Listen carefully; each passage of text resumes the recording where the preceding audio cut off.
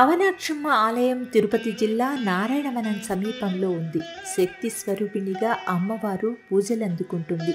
ఆమ్నాం అంటే వేదమని, అక్షి అంటే కన్నులు అనే అర్థం.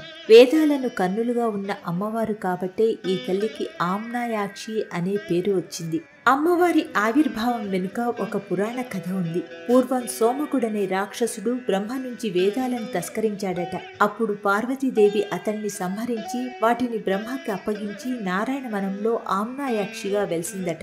అప్పట్లో అమ్మ విగ్రహం చాలా చిన్నదిగా ఉండేదట. తరువాత కాలంలో అగస్త్య మహర్షి, ఆకాశరాజు ఆ చిన్న విగ్రహం వెనుకనే అవే పోలికలుండేలా పెద్ద విగ్రహాన్ని ప్రతిష్ఠించారు. సోమకుణ్ణి సంహరించిన ఈ అమ్మ కాళికామాతను పోలి ఉంటుంది. ఆకాశరాజు కులదేవతే అవనాక్షమ్మ. అప్పట్లో ఆకాశరాజు కోట ముందు భాగంలో ఆలయం ఉన్నట్లు చరిత్ర ద్వారా తెలుస్తుంది. ఆకాశరాజు ఎక్కడికైనా వెళ్లే ముందు తప్పకుండా అమ్మవారిని దర్శించుకునేవాడట.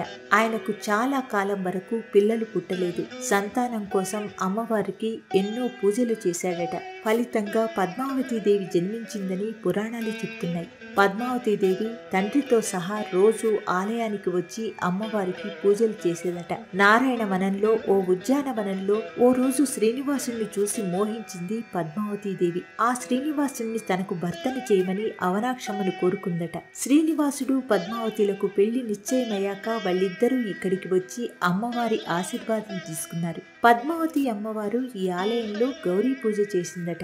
పరిణయమైన తర్వాత పద్మావతి శ్రీనివాసులు తిరుమలకు వెళ్తూ అమ్మవారిని దర్శించుకున్నట్లు పద్మావతి పరిణయం గ్రంథంలో ఉంది.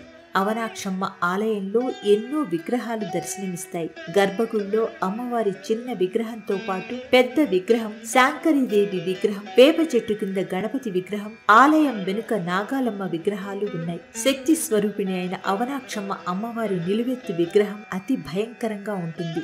రాక్షస సంహారిణిగా అమ్మవారు దర్శనమిస్తారు. యుద్ధంలో కత్తి డాలు ధరించి రాక్షసుని కుత్తికపై కాలుంచి వానిని సంహరిస్తున్న ఈ శక్తి స్వరూపిణికి 10 చేతులున్నాయి.